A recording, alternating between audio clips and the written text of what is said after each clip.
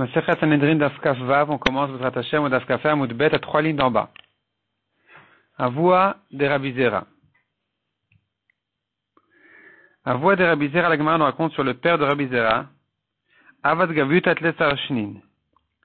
Il ramassait les taxes et les impôts pendant 13 ans pour les donner au maire. Kiavati Resh Nar Alemata. Quand il arrivait, le ministre dans la ville pour pour réclamer les impôts, Kavachazi Rabanan, quand le père de Rabbi Zera voyait un Talmid Chacham, Amar lui disait, on va te cacher, Lech ami bor bachadarecha. Il lui disait un passouk qui dit, va mon peuple, rentre dans tes chambres. Autrement dit, cachez-vous, ne vous montrez pas sur les rues.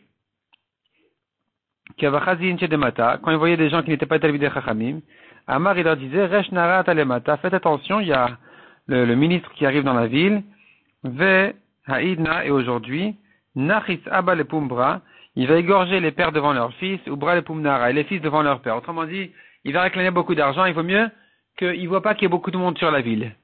Ou Migan Zukule Alama, tout le monde se cachait. Et donc, il voyait comme ça une ville vide, qui a dit quand il venait réclamer son argent. Amarle, il lui a dit, le père de Rabbi Zera lui disait, Amarle, donc Miman Nibae, de qui tu veux ramasser de l'argent, il n'y a personne ici. Kinach ni Hanafche, quand le père de Rabbi Zera allait mourir, Amarle, il leur a dit, Shkolut les armae de Taïrili Besdinaï, prenez 13 pièces de Taïrili Besdinaï, que j'ai gardé en bourse dans mon drap, Ve Hadroule les plania, rendez-les à un tel, les Shkalti numine, je le lui ai pris, finalement j'en ai pas eu besoin, apparemment pour les taxes et les impôts, donc rendez-les lui. La Gemara ici veut raconter en fait sur le père de Rabbi Zera qui faisait attention à cet argent-là, alors qu'en général les responsables, ceux qui ramassaient les impôts toujours c'était des voleurs, et lui le père de Rabbi Zera il était très honnête, il faisait attention à l'argent des gens, de ne pas gaspiller de l'argent qui méritait pas de payer en fait. Amar Rabbi Shimon. On a vu dans la Mishnah, au début on appelait ces gens-là qui sont psulim la edout, psulim pour juger, on les appelait les ramasseurs de Shemitah, ceux qui ramassent les fruits de Shemitah. Puis ensuite on les appelait ceux qui font du commerce avec des fruits de Shemitah. Maïka Amar, qu'est-ce que ça veut dire on les appelait comme ci, on les appelait comme ça, de quoi il s'agit? Amar Avidachika Amar. Batrila Yomrim, il répond Raviuda. Notre Mishnah veut dire qu'au début, on disait Osfe Shvit Ksherin. Les gens qui ramassent les fruits pendant la Shemitah, ils sont ksherim, socharin, psulin. C'est que ceux qui en font du commerce qui sont psulin parce qu'on n'a pas le droit de faire du commerce avec des fruits de Shemitah. Et donc des gens qui ne respectent pas la halachot de l'argent, c'est-à-dire quelqu'un, tu le vois transgresser la halacha parce qu'il a un yetzer hara de gagner son argent, alors celui-là, tu peux pas lui faire confiance quand il témoigne, peut-être que quelqu'un l'a payé. Il a payé pour témoigner un faux témoignage. Donc on le soupçonne toujours. Miché Rabou Mamtiem Maotlanim, à partir du moment où on a vu qu'il y a beaucoup de gens qui donnent de l'argent aux pauvres pour leur donner des fruits de Shemitah. Il leur disait, c'est pas que vous nous vendez les fruits de Shemitah, c'est qu'on vous paye le travail d'aller ramasser les fruits et amenez-les nous. Et donc, Ve'azlanim Ve'asfeleu, ils allaient les pauvres, ils ramassaient les fruits de Shemitah ou Maïtou, ils les amenaient aux gens. Chazruloma, les Chachamim ont décidé, et Chazé Vechazé Psulim, même ceux qui ramassent les fruits sont Psulim.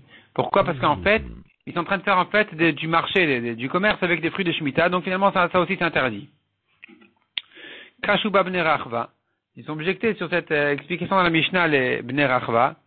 Haï Mishe Rabu Anassim, ce que dit la Mishnah, Mishe Rabu Anassim, la Mishnah elle dit comme ça. Depuis que Rabu Anassim, ça veut dire les gens qui prennent de force, alors depuis qu'il y en a eu beaucoup des gens qui prennent de force, on a décidé que c'est de les appeler les commerçants de Shemitah. La Gemara dit mais c'est pas une question ici de prendre de force. Misherabu Atagarin Mibaile.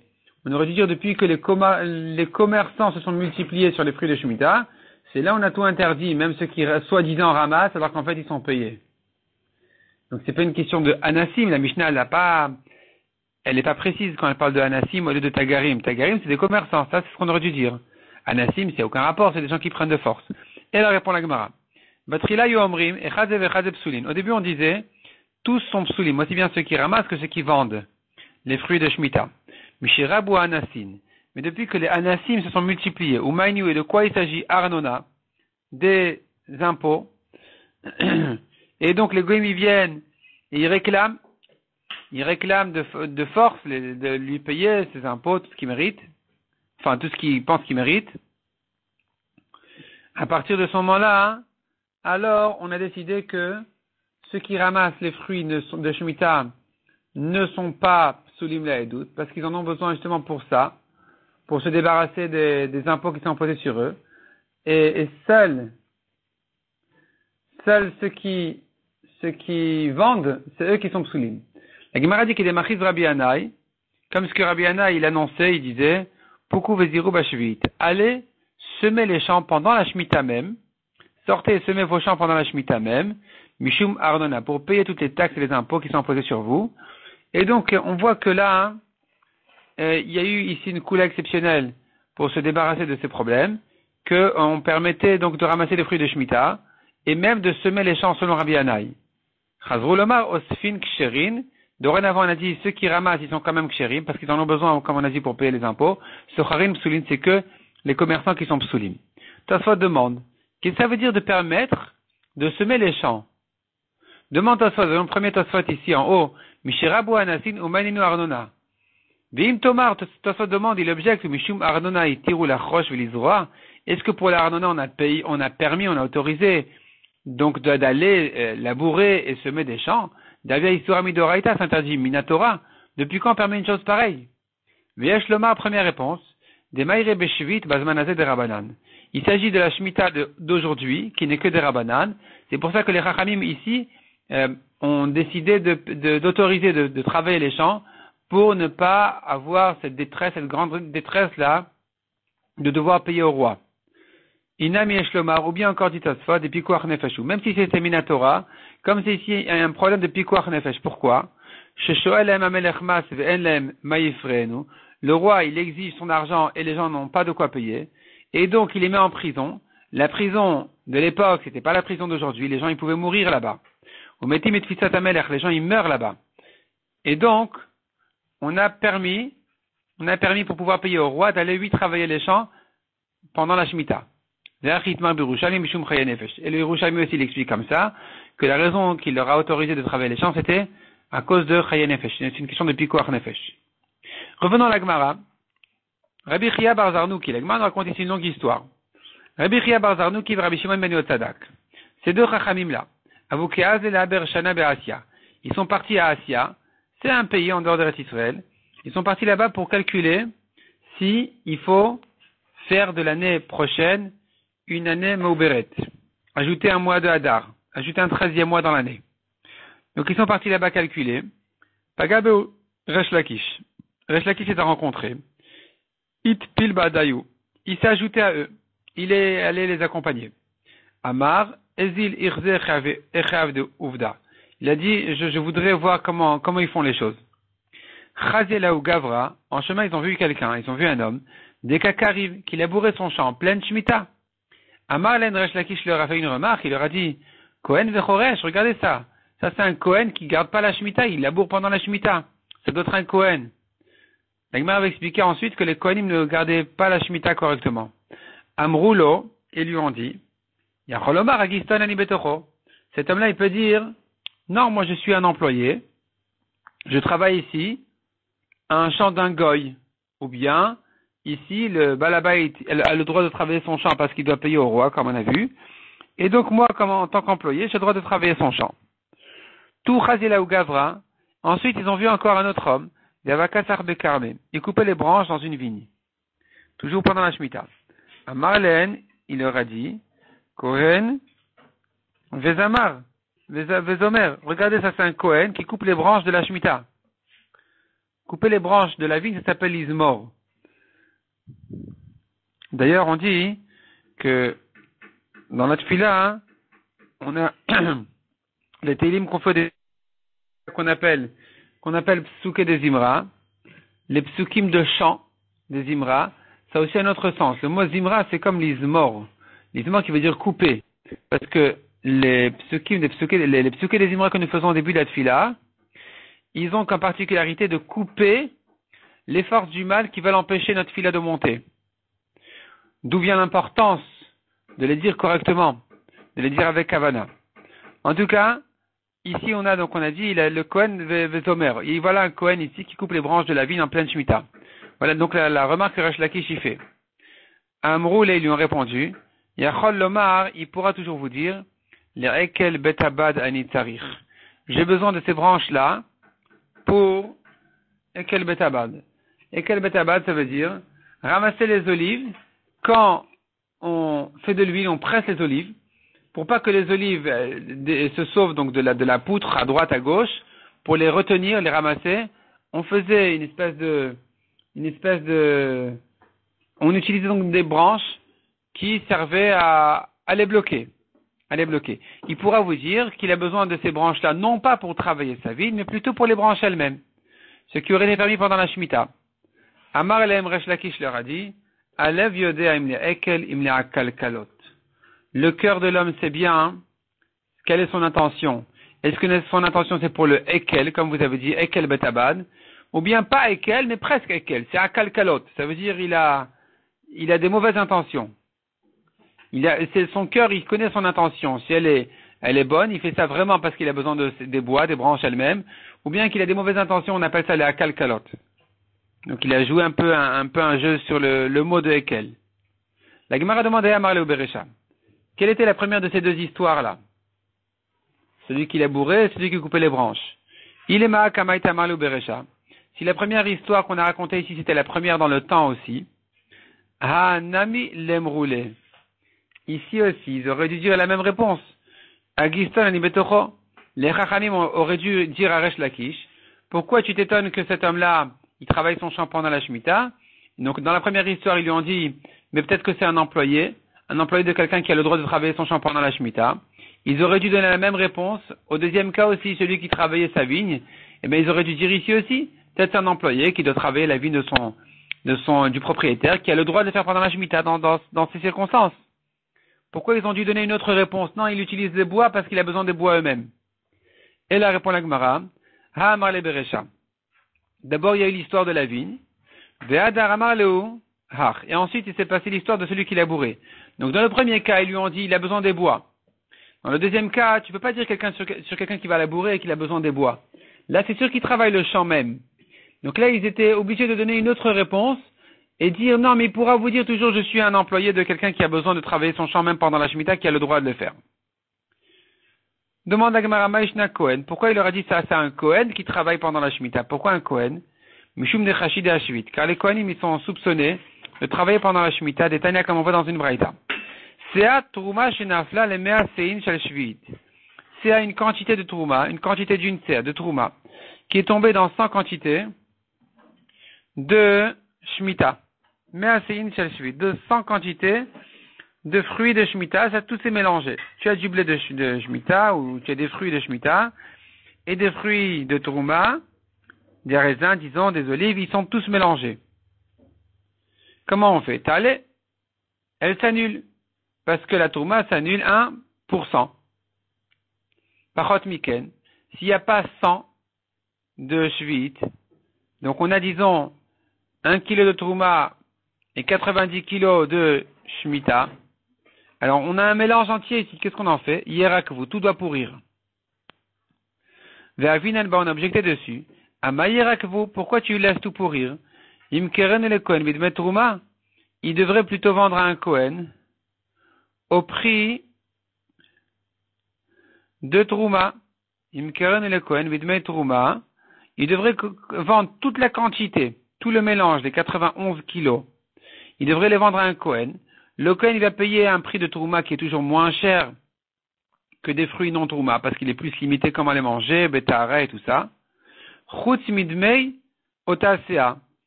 Sauf le kilo de Trouma que celui-là, il ne peut pas le vendre, parce que il doit de toute façon donner au Kohen. Mais tous les autres kilos, il a droit de les donner à un Kohen. Donc il a qu'à vendre maintenant les 91 kilos pour 90 kilos au prix de Trouma, au prix de Trouma qu'il vend au Kohen. Le Kohen, il va acheter maintenant 91 kilos il devra garder la Kedusha de la Trouma sur tous les 91 kilos, donc il va payer moins cher, c'est vrai. Il va payer d'ailleurs que sur 90 kilos, parce qu'un kilo de toute façon il méritait en tant que Trouma. Maintenant, il prend ces fruits-là qui sont 90 kilos de Shemitah, on ne sait pas où, mais il y en a 90 de Shemitah, il y a encore 1 kilo de Trouma. On a le droit de le vendre si on garde la Kedusha des fruits. C'est-à-dire le Kohen il va les manger à temps, et le vendeur aussi doit garder la Kedusha de l'argent. Mais en tout cas, hein, c'est pas à pourrir. On a répondu dessus. On soupçonne les Kohanim de ne pas garder la Shemitah correctement. Rashi dit, les Kohanim risquent de manger après le dernier délai des fruits, de Shemitah, parce qu'ils se disent, ouais, bon, nous, ça va, on mange la Tourma, on mange des Korbanot, on mange la Shemitah, on n'est pas limité dans ces choses-là. Et donc, ils vont confondre les choses et ne pas garder les halachot exceptionnels de la Shemitah. Amrou, ils ont dit Rabbi Chia et Rabbi Shimon, Trodaouden, ah, cet homme-là, il nous embête là. Il n'arrête pas d'attaquer, il n'arrête pas de critiquer, en parlant de Resh Lakish, qui avait critiqué les deux gens qui travaillaient pendant la Shemitah, et donc qui m'a tous les Atam, quand ils sont arrivés là-bas, pour calculer l'année suivante, comme on a dit, Slikou le Igra, ils sont montés à l'étage, Shalfo les Dargamitouté, et dès qu'ils sont rentrés, ils ont enlevé l'échelle derrière eux, pour ne pas que Resh Lakish monte après eux, et qui continue à les embêter. Atal Kamed Rabbi Yochanan, Resh Lakish est arrivé chez Rabbi Yochanan, Amar lui a dit, Bene Adam HaChashudin ala Shvi'it, voici des gens qui ne gardent pas la Shemitah, des gens qui sont soupçonnés de ne pas garder la Shemitah, en parlant de Rabbi Yochanan, en parlant de Rabbi Chia et Rabbi Shimon ben Yotzadak, donc Rabbi Chia, comme on a dit, Bar Zarnouki et Rabbi Shimon ben Yotzadak, et ceux-là, Ksherin la Ber Shana, ils sont Ksherim pour calculer les années de Shemitah, les années de Shana Mouberet. Hadar Amar, Resh Lakish ensuite, il s'est corrigé en disant le Kacheli, ça c'est pas un problème. Midede Ava, de même qu'il en est à Shlosha Roé Bakar, 3 hommes qui ne sont pas des Talmidei Chachamim, ils sont des Roé Bakar, ils gardent les vaches, et eux, ils peuvent juger. Et donc, Verabanan Achoshbenayu Samour. Les Chachamim, eux, quand ils fixent les années de 13 mois, ils suivent leur calcul personnel. Et c'est pas grave que Rabbi Chia et Rabbi Shimon ben Yotzadak ont fait aussi le calcul et sont arrivés à cette conclusion qu'il faudra ajouter encore un Hadar. Parce que quand les Chachamim ensuite ils vont décider, ils vont finaliser et décider d'ajouter ce deuxième Hadar, eh bien ils vont pas s'appuyer uniquement sur le calcul de ces deux Chachamim, ils suivent leur calcul à eux-mêmes. Le Hadar Amar, ensuite Resh Lakish il s'est dit Lodami, non, c'est dit quand même différent. Hatam Hadur Imnu Rabanan, Vibroa la Ushata. Dans l'histoire là-bas, les Chachamim ont refait leur calcul et ils ont décidé d'ajouter un Hadar. Donc c'était ailleurs, pas dans l'histoire qu'on vient de voir, mais dans une autre occasion, les Chachamim avaient refait leur calcul.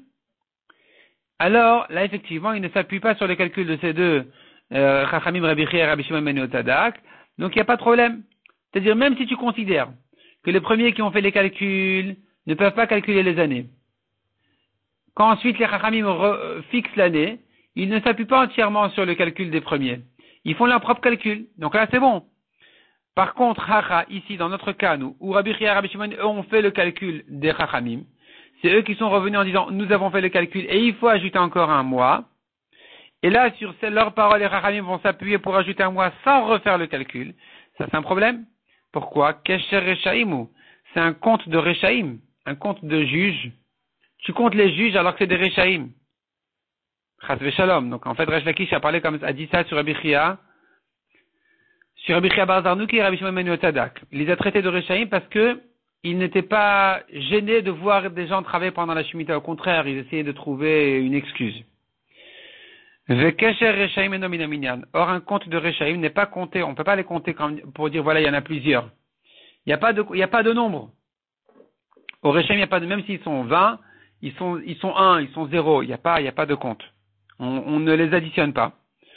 Amar Rabbi Yochanan Dak. Rabbi Yochanan a dit ça, c'est un problème. Que tu les appelles de Rechaim, ça, c'est un problème.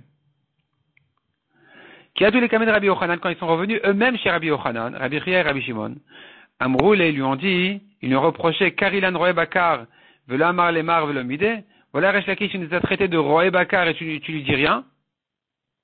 Quand on est des bergers, qu'est-ce que tu... Amar Leo, il leur a dit, Vei Karelechu Roé Tzan, Mayamin Ale.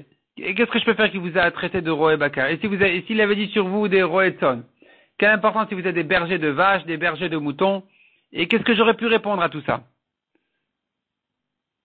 On explique que même s'il avait dit Roé Tson, c'est plus grave parce que de garder des moutons, c'est interdit. Ils vont paître dans des champs étrangers. C'est du vol. Et donc Rabbi Yochanan lui leur dit, même s'il avait dit sur vous Roé Tson, ce qui est interdit, qu'est-ce que je peux lui répondre? Qu'est-ce que je vais lui dire? Oui, non, non, oui. Qu'est-ce que je vais me disputer avec lui sur ça? Il y en a qui disent que Roé Bakar et Roé Tson, même des Tanaïm, ils s'appellent comme ça. On voit dans la Gemara dans les Vamot qui dit sur des Tanaïm, berger de moutons, berger de vaches, tout ça. La Gemara dit Maïkesh Rechaim. Qu'est-ce que ça veut dire que le compte des Rechaim n'est pas un compte? On ne peut pas les additionner. Sur ça, la Gemara nous raconte encore une histoire. Shevna, il était du temps du roi Chizkiya. Donc dans le premier Beth Amikdash, Shevna avadarish betlesa ravuta. Il enseignait à 13 rivuta. Rivuta, c'est un ribo. Ribo, c'est 10 000. Donc, à 130 000 personnes. Shevna était un roi yeshiva de 130 000 personnes. Chizkiya avadarish bechatza rivuta. Alors que Chizkiya, qui était le roi même, il a enseigné que à 110 000, à 11 ribos, 11 myriades. Ça fait 110 000. 11 fois 10 000. Kiata Sancheriv vetar ala d'Yerushalayim. Quand il est arrivé le roi Sancheriv de Ashur, et il a commencé à siéger la ville de Yerushalayim, pour la conquérir, Katav Shevna Pitka. Shevna a écrit un papier, Shada Begira, et il a envoyé en flèche. Et il avait écrit là-bas, Shevna Vesiato Ishlimu. Shevna et son camp veulent se soumettre à toi, Sancheriv. Chizkiya Vesiato Ishlimu. Alors que Chizkiya et ses gens ne veulent pas se soumettre à toi. Comme ça, Shevna a envoyé un message au roi Sancheriv. Sheneemar, comme dit le Pasuk, Kina Rechaim Idrechun Keshet. Voici les Rechaim, en parlant de Shevna. Idrechun Keshet, ils préparent leur arc, Konenu Chitzam Alieter, pour tirer leurs flèches. Alieter, c'est le fil de l'arc. Et donc, tu vois, ça fait allusion à cette histoire de Shevna qui va envoyer ce message-là au roi Sancheriv. Il a jeté en dehors de la muraille. Avakamista fait Chizkiya. Chizkiya a eu peur, il a pris peur. Amar, il s'est dit, Dilma chas veshalom nate date de kuche berichu. Peut-être que Kadosh Baruch Hu, il va pencher ici selon la majorité. Batarouba selon la majorité. Comme il y a ici un rov chez Chizkiya, chez Shevna, qui est Racha, alors on risque d'être perdu avec. Kevan de Ruba Mimsere. Et donc, puisqu'il y a un rov qui sera transmis au roi Sancheriv, et nous n'ami Mimsere, eux aussi seront perdus avec. Ben Aviv et Amarlo, le prophète est arrivé chez Chizkiya, il lui a dit, Lot Omrun Kesher. Ne dis pas Kesher, un compte. Kesher, c'est un nœud, en fait. Ça veut dire, tu peux pas nouer, compter, faire un nœud d'une majorité de Rechaim, le Chol Asher Omar Hamazé Kesher. Surtout ceux sur ceux sur qui tu crois qu'il y a un Kesher, qu'il y a un nœud. Donc, en fait, de nouer, en fait, tous ces Rechaim ensemble, les compter, tu ne peux pas les compter. Parce que Shevna, c'était un rachat. Et donc, tous ces élèves aussi, ils rentrent pas dans le compte. Il n'y a pas une majorité contre toi. Ils ne rentrent même pas dans le compte. Klomar, Kesher Rechaimu. C'est un nœud de Rechaim, ve Kesher Rechaim enomina minyan. On ne les compte pas. Halach l'artov le kever bekivre bet David. Shevna, qui voulait se rebeller donc contre Chizkiya, comme on a vu déjà, en fait, il voulait le dénoncer au roi Sancheriv. Shevna se sentait roi, il voulait prendre le pouvoir en tant que roi de David, en tant que roi descendant de David. Donc il est allé se préparer une tombe parmi les tombeaux de la famille de David. Banaviv et Amarlo est venu le prophète, il lui a dit, Malechapo, Milechapo, qu'est-ce que tu as ici et que fais-tu ici? Que tu t'es creusé ici une tombe. Voici qu'Hachem, Metal Telcha, il te fait basculer, il va te secouer comme on secoue un homme. Qu'est-ce que ça veut dire un homme? Un homme, une femme, quelle importance? Amarav tiltula de gavra kashem ideiteta. L'homme a plus de mal à tiltula, de passer d'un endroit à un autre qu'une femme. Pour un homme, c'est plus difficile que pour une femme. C'est pour ça que le prophète lui a dit, taltela gaver. Ça veut dire que ce serait une exil difficile, comme pour un homme.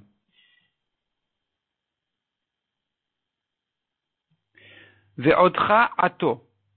Il lui dit encore le prophète à Shevna, ve'otra ato. Qu'est-ce que ça veut dire? Amar Besi Bar Bichanina, Melamet vient nous apprendre Shepacha Botsarat. Il a eu de la lèpre. Quel rapport? Ktivacha ve'otra ato, ou ktivata val safamiate.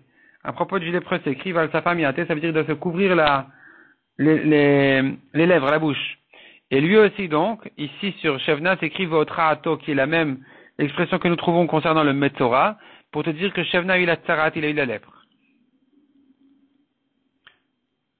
Tzanof itnofra, tzanfa kadur, el eret rachavat yadayim vegomer. La suite du pasuk dit sur Shevna toujours.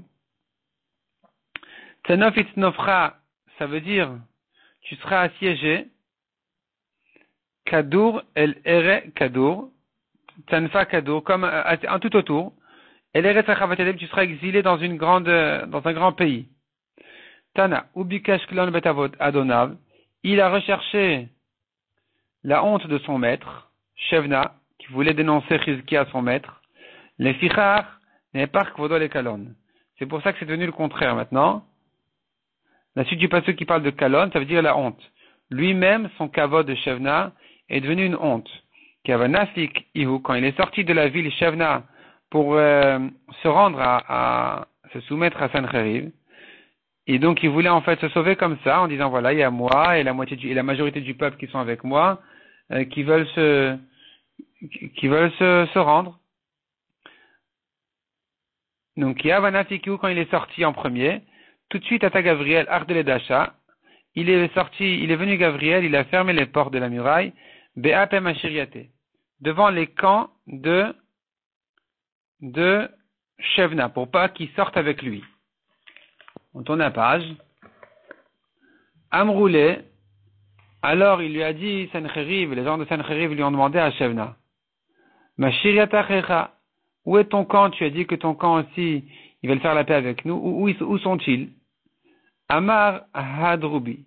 Il leur a dit, non, finalement, il m'avait promis a priori, mais finalement, ils ont changé d'avis. Donc, Shevna, il ne savait plus quoi dire, il a dû sortir une bêtise de la bouche, en disant, voilà, non, finalement, ils m'ont trompé, finalement, ils veulent pas. Amroulé,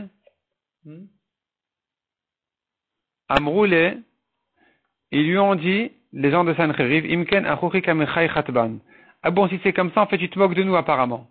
Ça veut dire quoi que, finalement, ils t'ont trahi, tout ton peuple t'a trahi, ça veut dire quoi tout ça? Tu te moques de nous. Et donc, ils ont décidé de le tuer.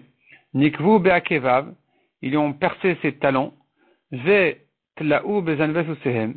Et ils l'ont attaché au queue de leurs chevaux. Vayu gorerin otol akotim ala barkanim. Et ils le traînaient comme ça. Sur les ronces et les épines. Amar Rabbi Elazar, Shevna banana aya. Shevna est un homme qui cherchait les plaisirs matériels. Ktivacha, il est écrit, d'où on apprend ça des psukim. Ktivacha l'erbo la sochen. À propos de Shevna, c'est écrit sochen.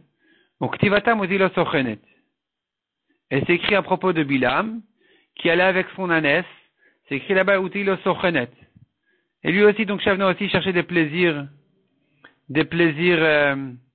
selon Rashi, soit des plaisirs permis, soit des plaisirs interdits. Rashi donne deux pshatim. Ki achatot yaresun, l'Agma nous ramène encore un pasuk dans Teilim qui dit, Ki achatot yaresun tzadik mapal. Qu'est-ce que ça veut dire? L'Agma explique ce pasuk de plusieurs manières. Ravuda de Ravena, Chadamar 1 il dit, Ilu chizkia vesiato nerasim, Hachatot yaresun, ça veut dire, si les tzadikim, donc Chizkia et Saïshiva, étaient détruits, alors tzadik mapal, qu'est-ce qu'il a gagné le tzadik? Qu'est-ce qu'il a fait le tzadik? Rashi explique, c'est Akadosh Baruch Hu. Quel salaire il donne au tzadikim si finalement, le tzadik ici c'est Akadosh Baruch Hu, mapal, qu'est-ce qu'il fait? Quel salaire il donne au tzadikim Chizkia et Saïshiva si ils seront détruits avec? Donc finalement, Chizkiya a été sauvé. Mais Khadamar, l'autre, il explique le pasuk autrement. Hashatot, c'est le Bat Hamikdash. C'est pas Chizkiya et sa yeshiva, ça fait allusion au Bat Hamikdash. Donc il le Bat Hamikdash Yahares, Tzadik Mapal. Si le Bat Hamikdash sera détruit avec Sancheriv, à cause de Shevna, qui veut dénoncer Chizkiya, alors où se trouveraient les merveilles d'Akadosh Baruch Hu? Qu'est-ce qu'il a fait le Tzadik Akadosh Baruch Hu? Ve'ula Amar, Ilu marchevotav shel oto racha enan erasot. Si les pensées de ce rachat ne vont pas s'annuler, ne seront pas détruites, donc ki hachatot yaresun, ça veut dire il faut que ces pensées, chatot c'est des pensées d'après ça, il faut absolument que ces pensées soient détruites. Pourquoi? Parce que sinon Tzadik Mapal, qu'est-ce qu'il a fait le Tzadik? Tzadik Mapal, qu'est-ce qu'il aura fait? Si les mauvaises pensées de Shevna ne vont pas s'annuler et se détruire, alors qu'est-ce qu'il aura fait ici le Tzadik Akadosh Baruch Hu sur ça?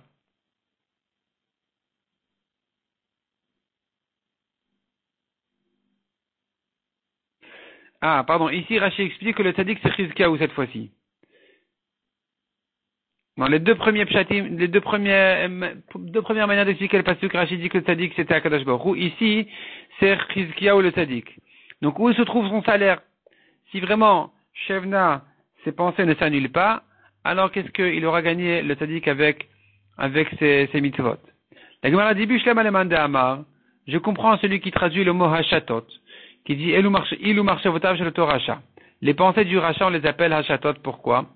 À nous dire-t-il qu'il y a Hashatot Yaresun, ce que dit le pasuk Hashatot Yaresun. Pourquoi? Parce que les pensées sont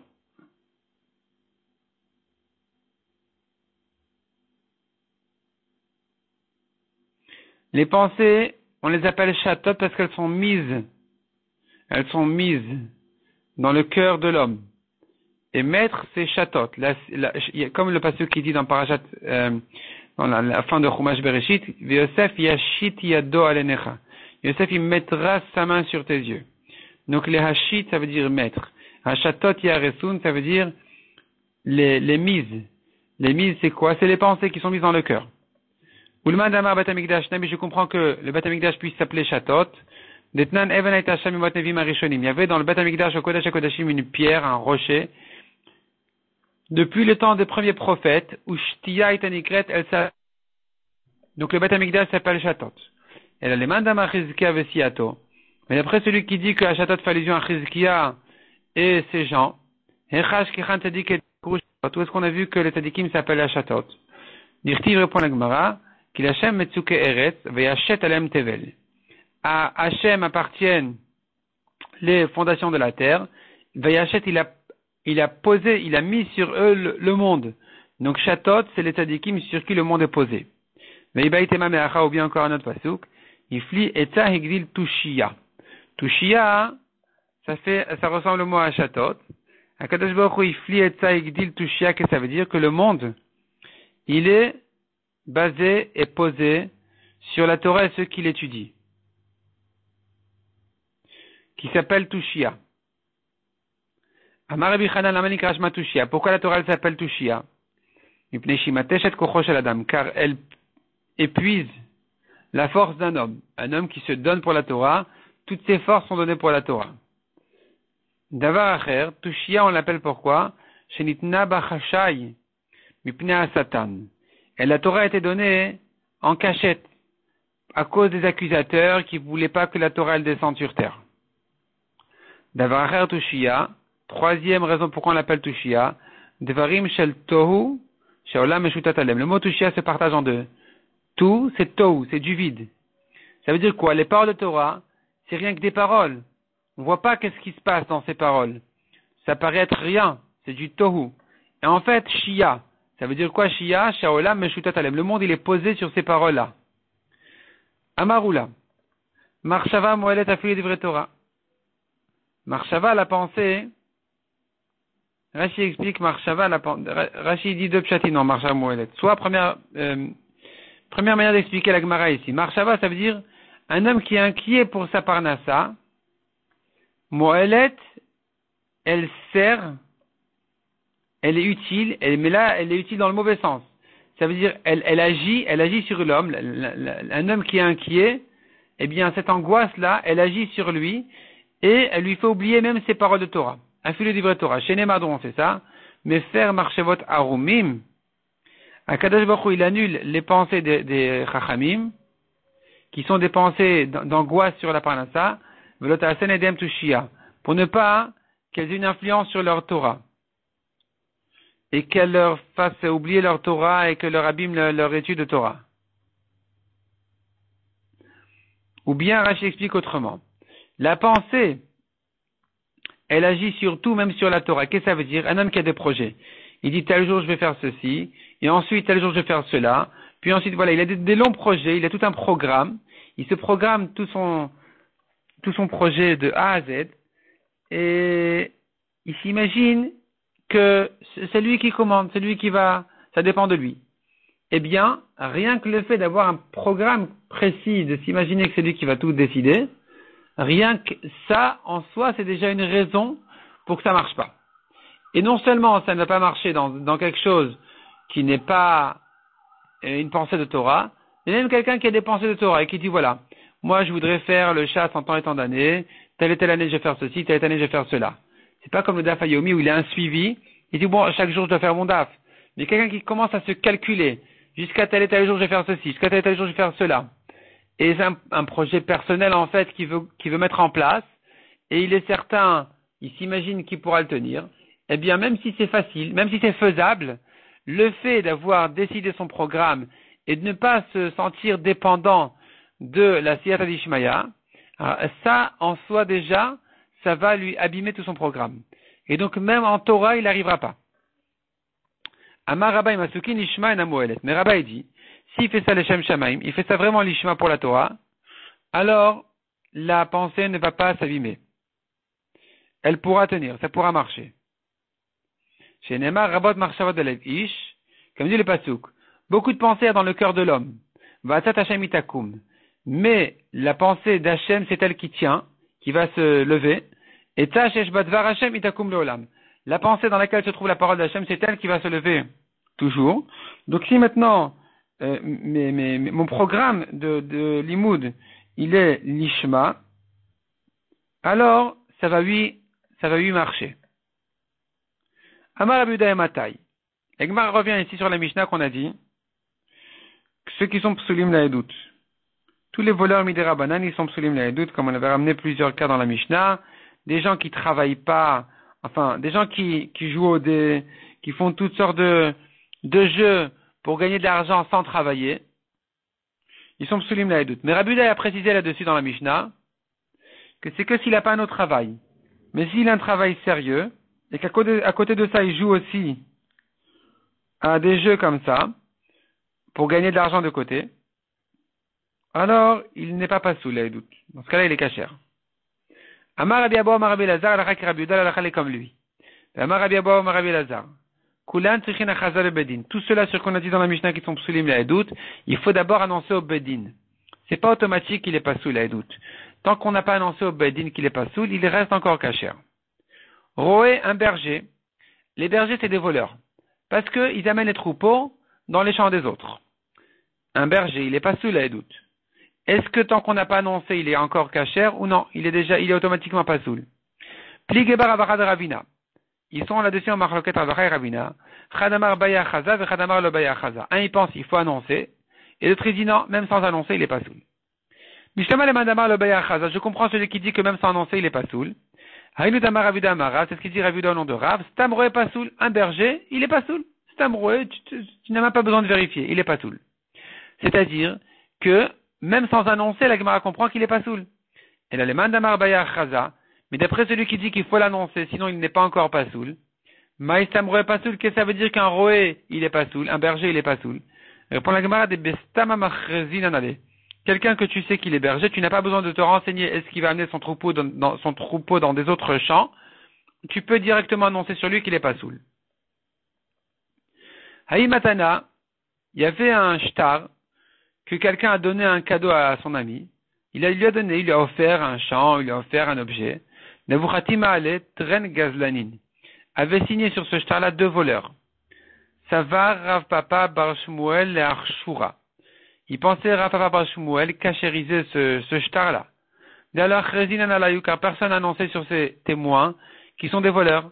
Donc, tant qu'on n'a pas annoncé sur eux que c'est des voleurs, ils sont kshérim. Amar le Rava lui a dit, mais non, c'est pas comme un berger. Enfin, berger, en tout cas dans la Mishnah, les exemples de la Mishnah, où ils sont des voleurs midérabanan, on a dit qu'il faut annoncer sur eux qui sont psulim. Avant ça, ils sont encore kshérim. Parce que c'est que des voleurs midérabanan. Mais begazan de oraita mi beinan achaza, quand c'est un voleur minatora, est-ce qu'il faut aussi annoncer qu'il est pas soul? Le fait de savoir qu'il est un voleur, ça le rend pas soul, même sans annoncer.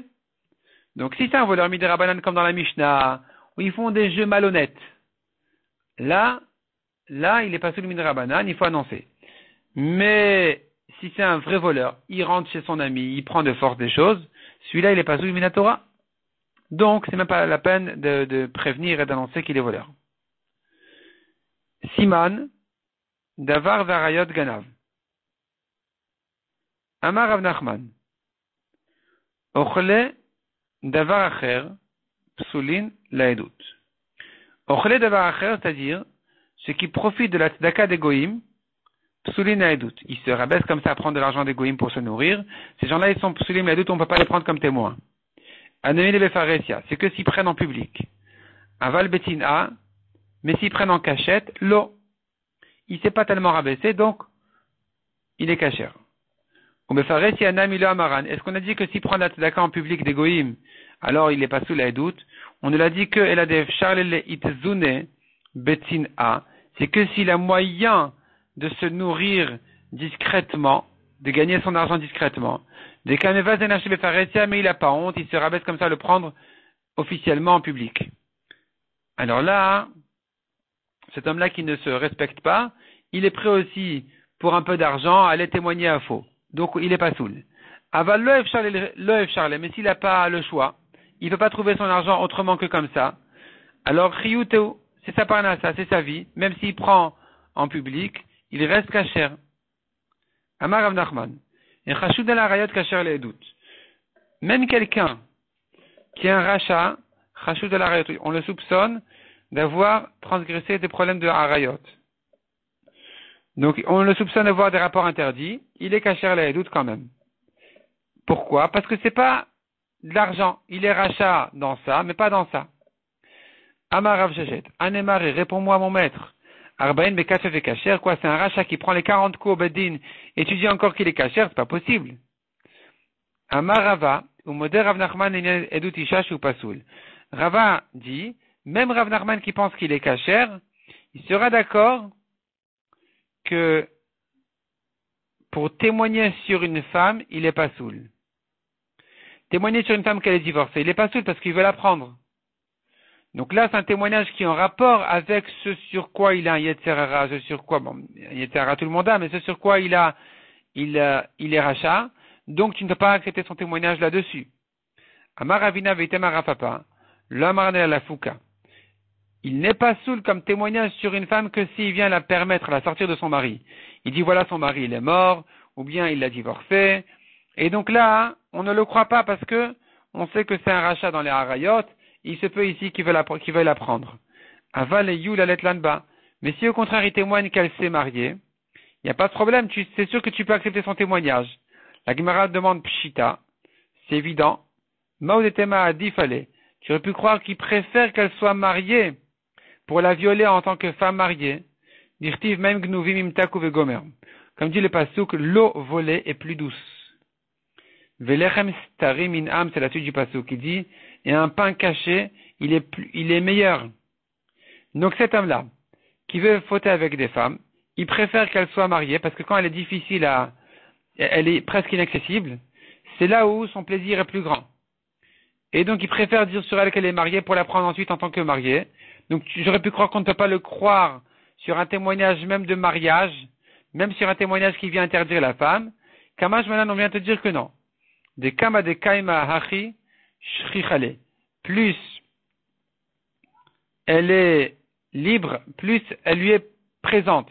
C'est-à-dire, il préfère qu'elle soit facile à prendre, cette femme-là. Donc, à la sortie de son mari pour qu'elle soit facile à prendre, même si son plaisir est plus petit, que de la mettre chez son mari, où là, le plaisir est plus grand, mais elle est quasiment inaccessible.